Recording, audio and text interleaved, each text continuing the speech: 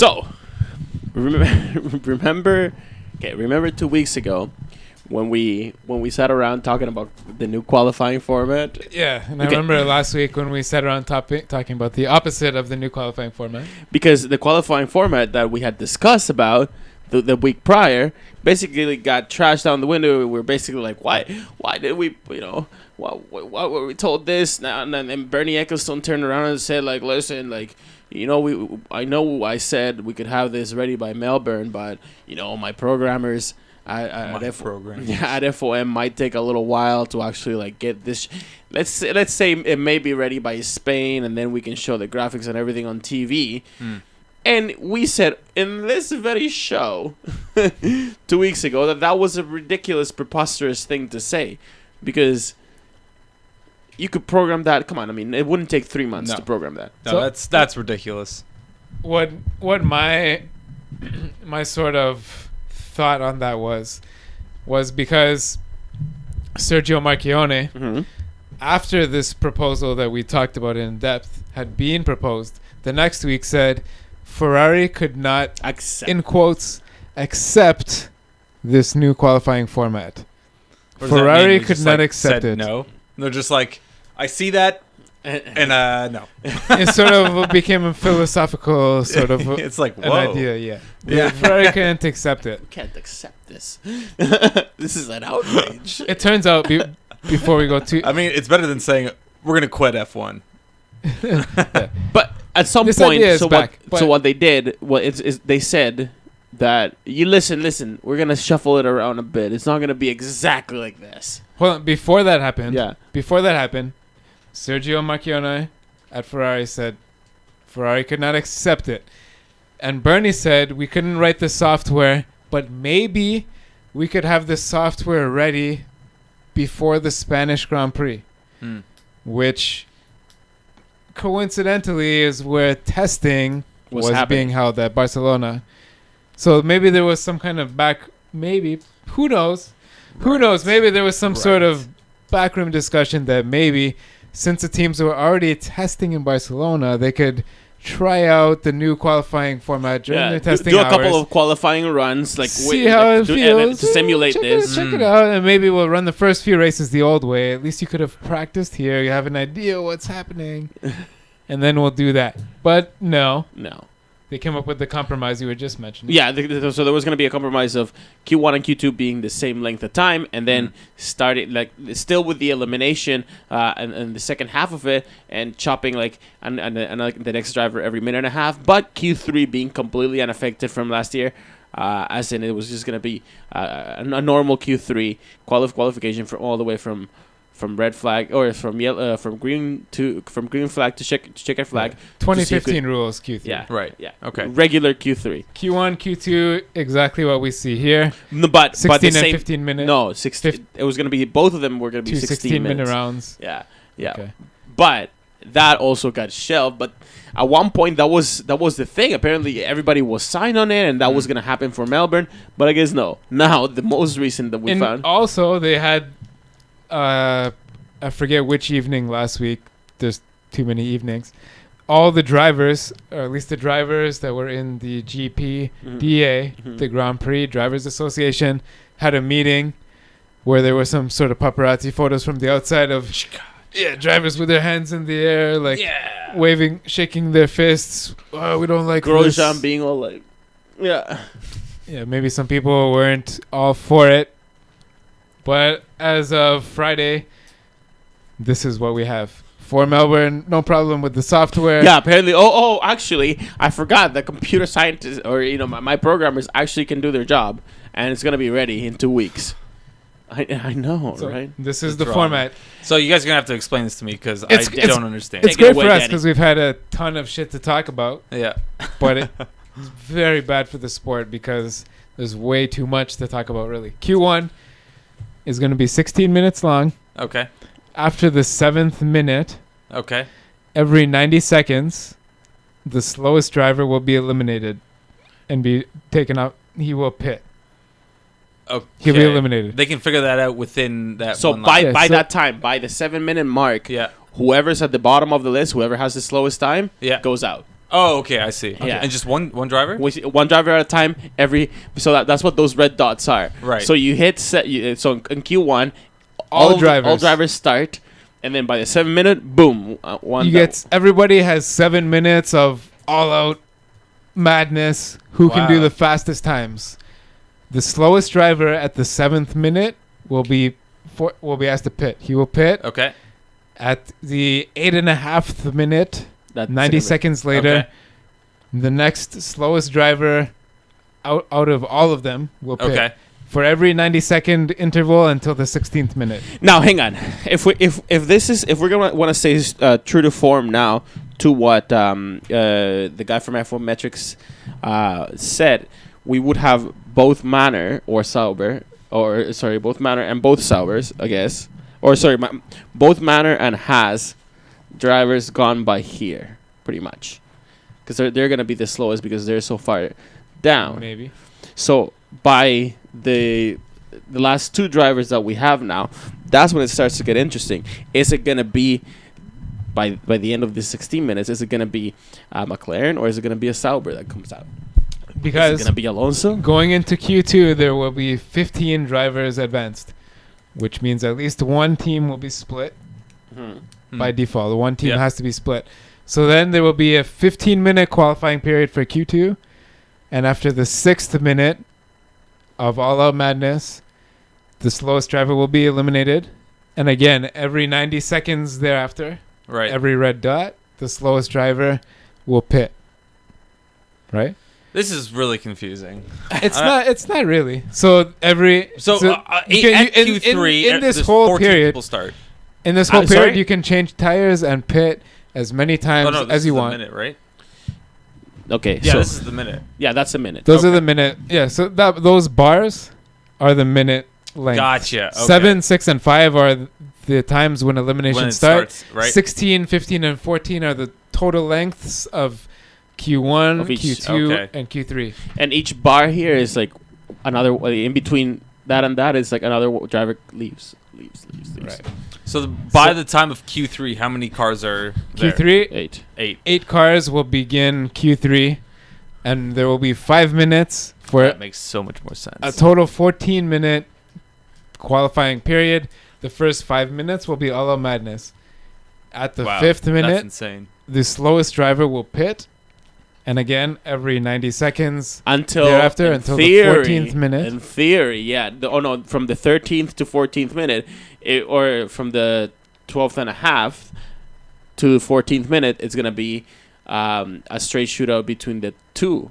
Between number 1 and number 2, right? In this, because there's only going to be 2 drivers left for this part of it. Right. There will only be 2 drivers on track in the last 2 minutes. And the balance will be, especially in the last lap, especially since the original Pirelli rules that were set out months ago will still be in effect. The one set of tires Pirelli has prescribed that must be used still must be used. And the set of tires that you qualify on in Q2 still must be used to start the race on. Wow. So there's still that balance of strategy. And in Q3, during that whole 14 minutes, it's still a completely open free-for-all about when you pit, how many sets of your 13 you use. Yeah. Because some teams might find it more important to use an extra set in Q3 to qualify higher and lose a whole set for the race that they would have used for the race. You know, which is partly why some teams are pissed that they were forced to choose their tires before qualifying was set, because they might have saved a set of harder tires. To flip it around, though. It is ridiculous. Yeah, to flip it around, though. Crazy. Think of these 8 people. Who are these 8 people going to be on from what we know, from what again Mercedes, so it's going to be it's going to be the 2 Mercedes, the 2 Ferraris, right? Looking at Q2 forcing one team to be split, there's a good chance that Q3 might have the bottom 2 drivers might be from separate teams. 2 split team drivers. This is what in the bottom is. This is what I wanted to point out, man, because what will probably happen. We know the first 4 out of these 8. We do, but we don't know the other 4, because Probably the first 6. after Williams. No, because after the Mercedes and the Ferrari, remember, there's that pack from Williams all the way down to Renault that the track could suit them. They could just have. They could be like, this is gonna be nuts because over here everybody's gonna be trying to go out, and there's gonna be tons of traffic. Like getting in a good lap is gonna be like is gonna go down to like they're gonna be driving hard. Yeah, and the strategies are gonna be scratching their heads. Yeah. Like this could actually This seems exciting. Yeah, But Especially, let's not shift yet, but in a second, in this segment, we're going to talk about the new radio rules. But combined with that, it's going to be crazy.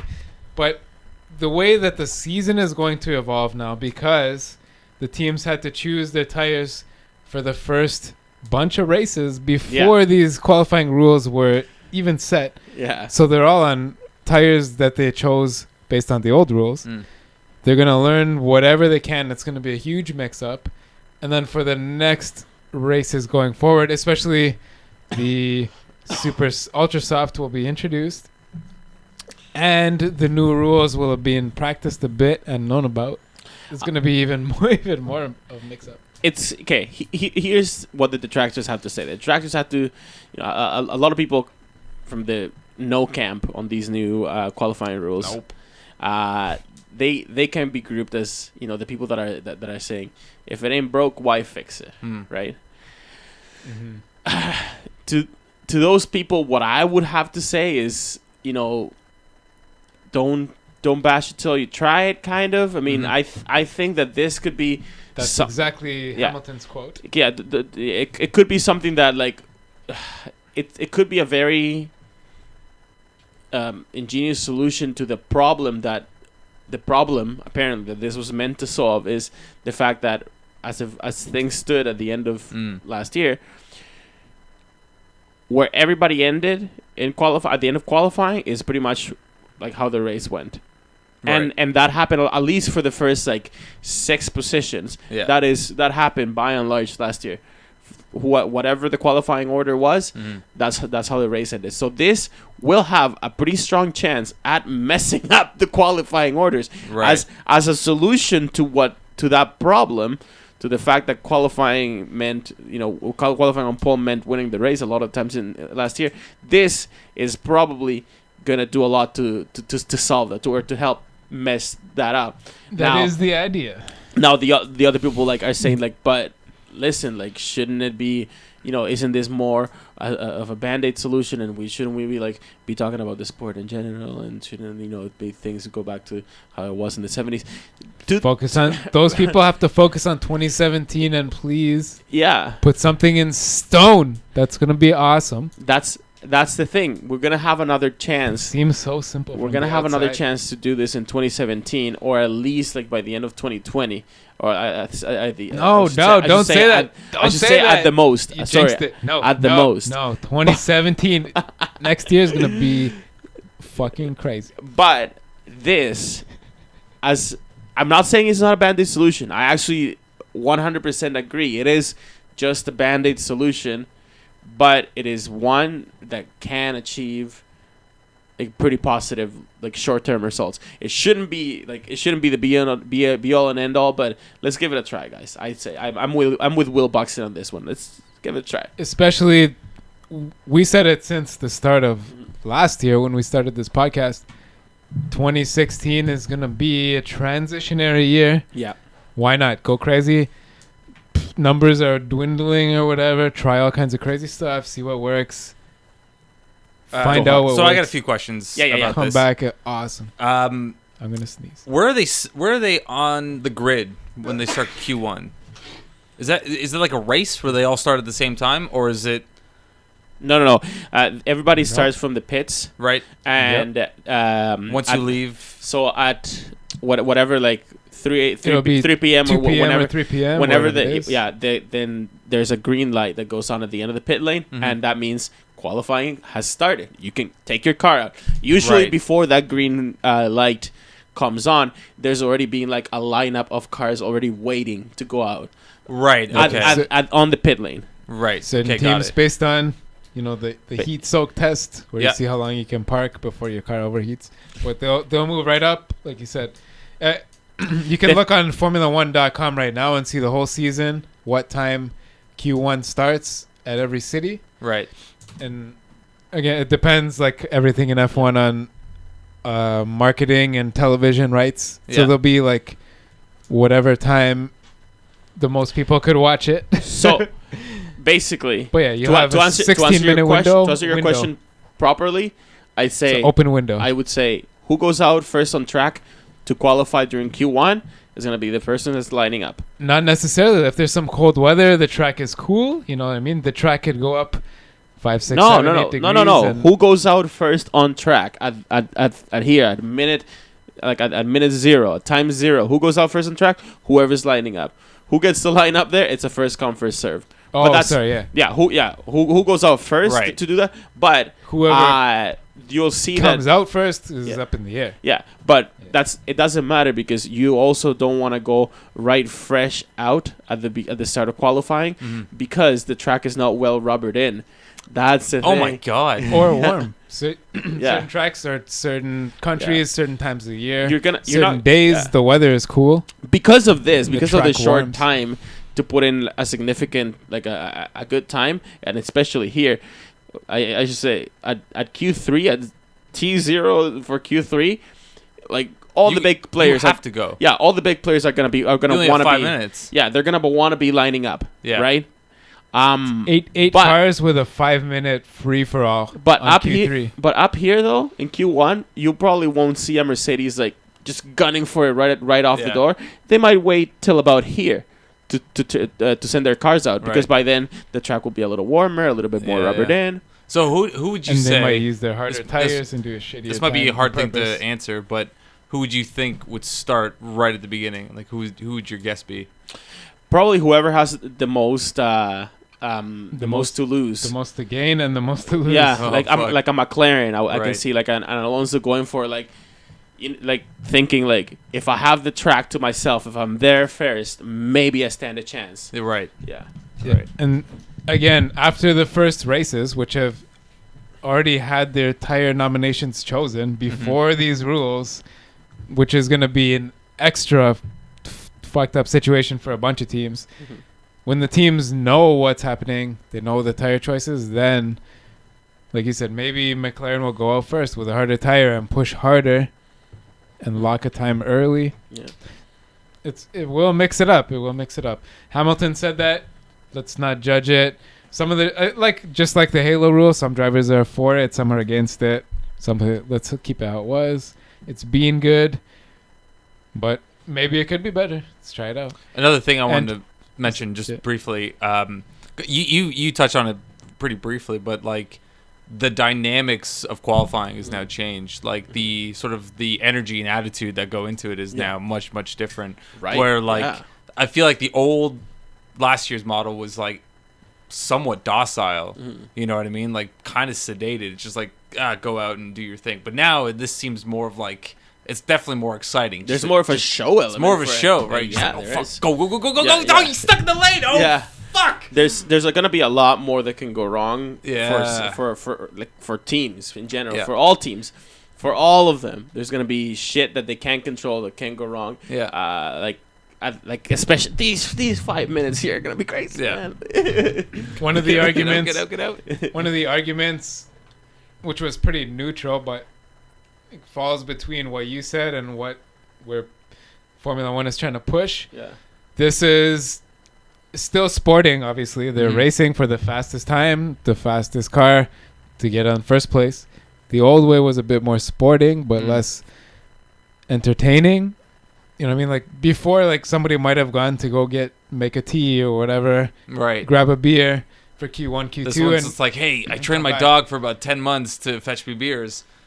Gonna use him instead. There's still gonna be a break more in of a between chance that you're Q1, gonna Q2, sit and down Q3. and watch all of this. Yeah, absolutely. You know what I mean? And attached to this is the radio ban, which Right. started last year. Right. So there was sort of like a rollout to it. And at first the FIA wanted to enforce full out it's rule like 20.1. Yeah, here's 20.1. The quote is the driver must drive the car alone and unaided. Unaided. That's what it And says. like the track boundary rules, which this year the FIA has vowed to enforce more rigorously. This is going to be great. 4 wheels coming off the car was sort No of more- like no more a of blind that. eye. They said they're going to be enforcing that. They will be enforcing this rule.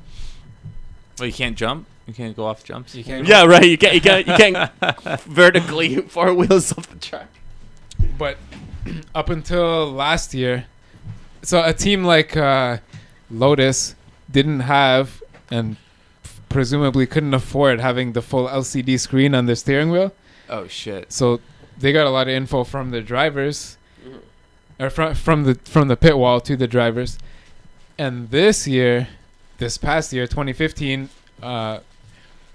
teams spent a lot of time rewriting their software to put a lot of the information that the pit wall would have told the drivers onto that screen for 2016. So this year, every driver has that full LCD screen. And I was reading into this. The FIA, in writing the new regulations, it was easier for them to write a list of the small amount of things that are allowed to be said over the radio, as opposed to writing the list of things that are banned. Are not allowed. Wow. Yeah. So starting out, it's a short list. So it's a fairly short list. I'm going to read it to you. Okay. At first, a few of these have an asterisk. So these are the only messages that may be passed to the drivers whilst he's in the car and on the track from the time the car leaves the garage until, for the first time, until after the pit lane is open. So like you said, when the green lights come on. Yeah. On the day of the race until the start of the race. So from the time the car leaves the garage until the start of the race, these are the short few things that can be said. Instructions to select driver defaults for the sole purpose of mitigating loss of function to a sensor, actuator, controller whose degradation or failure was not detected or handled by the onboard software in accordance with Article 842. Blah, blah, blah. And any new setting chosen in this way must not enhance the performance of the car that might have been lost prior to the loss of the function. So that basically means any sensor that fails, the driver must not be told by the wall That it failed. that it failed. If that knowing that could enhance the performance of the car at all. And the few other things, indication of a critical problem with these are things that are allowed. Right. Indication of a critical problem with the car, e.g. a puncture or warning or damage that could injure the driver. Right. Indication of a problem with a competitor's car. Like, Buddy's car broke down just ahead. Watch out. Yeah. Instruction to enter the pit lane in order to fix or retire the car. Wet track, debris or oil on the track, which is dangerous. Your body's slippery when wet, bro. Any marshalling info, like red flags, race start has been avoided, or similar things. Yeah. Or instructions to... So team orders are still allowed. Instructions to swap positions with other drivers. Oh. So between the time the car leaves the garage to the start of the race, that's the only things you can say. Right. You cannot tell them anything else. As far as the race, this is the short list of things that can be said, or if this is any time through the weekend. Acknowledgement that a driver message has been heard. So they can say, yeah, I heard you on the pit wall. Lap or sector time detail. Understood, Nico. Understood. Yeah, that is allowed. Lap or sector time detail. Lap time detail of a competitor is still allowed. Gaps to a competitor during practice or race. You can say the quotes, push hard, push now, or you will be racing X driver. Those 3 sentences. Help with warning of traffic during practice or the race. Giving the gaps between cars in qualifying to allow a clear road. So you can tell how far the car is ahead. Tire choice at the next pit stop recommendation. So the driver you're doesn't coming have to in for choose the them. mediums. You coming in for the mediums. Yeah, you can tell Box, the driver box. which tires they will use at the next stop. The number of laps any competitor has done on their tires during the race. The tires that a competitor are on. He's on the mediums. You can tell it what other drivers are on. Info concerning a competitor's likely race strategy. So any guesses about when, because that's a guess, when another driver might pit. Safety car window, which is obviously due to safety, when the safety car comes out or not. Driving breaches by team member or competitors. So any penalties or driving infractions done by anybody on the track can be communicated. Notification of DRS is on or off, which goes off during safety, comes on after safety and after the first 2 laps. Dealing with DRS failure. So if the DRS breaks, you can say your DRS is broken. That's good to know. Change of front wing position at the next stop. So if the driver wants a little more, a little less downforce, that is allowed. Oil transfer. I'm not sure what that even means. When to enter the pits. The old box. Reminders about track limits. So if a driver goes the 4 wheels off, gets a penalty, you can say, hey, watch it. All 4 wheels on the track, kid. Track. Reminders to check for white lines, bollards, or going to the the weighing of the cars is random. So if you have to be weighed, that is allowed to be said. Passing messages from race control, which all drivers must receive anyways. Number of laps left in the race. Test sequence information during practice sessions. And weather info. Oh. That's it. Wow. Which is almost, I would say about half of those, or maybe more, is to do with purely on safety grounds. Yeah. The rest the driver must do. So it's going to be a lot more of drivers fiddling with buttons and reading the info themselves. Right? But that is the challenge of F1 these days, right? You have to be able to fiddle with those, to change settings from corner to corner. 30 years. Yeah. What everyone kind of agrees. Make it more about the driver. I think everybody can agree. Make it more about the driver. Yeah. Let them decide. So there's no information about, unless it's you come up with like a multi-21 or come up with some kind of code words like banana spaghetti Alfonso. That means go to like strategy 4 on the steering wheel and pass your teammate. Yeah. You know what I mean? There's going to be that bullshit, but aside from that, like the strategy and managing the engine is supposed to be left up to the driver. The fuel rates and braking balances, tire temperature, it's all on the driver. You can't tell them anymore. Your fronts are getting too hot. You're braking too hard in quarter 3. But remember, like when Lewis was like, was asking the pit wall, how's Nico's lap? Lewis, we can't tell you. How's the weather? Like, weather's looking good. Yeah, there's gonna be a lot of that. Yeah, there's gonna be a lot of that. And somebody in the comments that I saw said, so this is over the FIA's radios, the team radios. What's preventing the teams from using some sort of cellular technology that's not covered under the frequency range of the technical regulations or whatever, and sending text messages to the steering wheel or some bullshit like that? Yeah, what is? Nothing. Yeah. Nothing right now. Yeah.